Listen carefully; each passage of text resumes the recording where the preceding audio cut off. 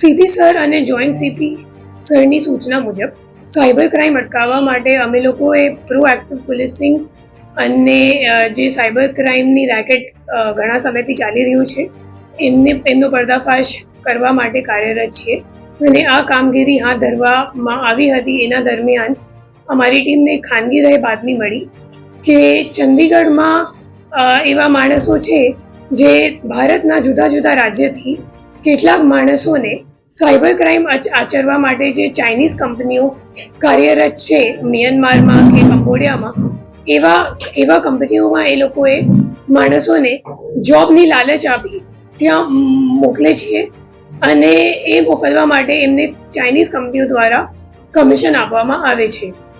આ બાતમીના આધારે અમારી ટીમે ટેકનિકલ વર્કઆઉટ કરી અને પીઆઈ અનમોલ સલિયા અને પીઆઈ એસબી પઢેરિયાના નેતૃત્વમાં એક ટીમ ત્યાં મોકલવામાં આવી હતી.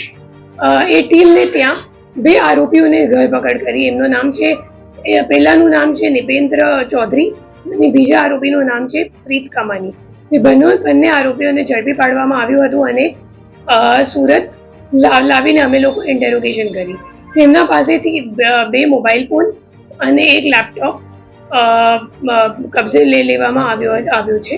એમના ઇન્ટેરોગેશન દરમિયાન ત્રીજો આરોપી જે વ્યારા ખાતે જેમનું મૂળ વતન વ્યારા છે એમનું નામ છે આશીષ ભૈરાણા, એમને પણ ઝડપી પાડવામાં આવી ગયું છે.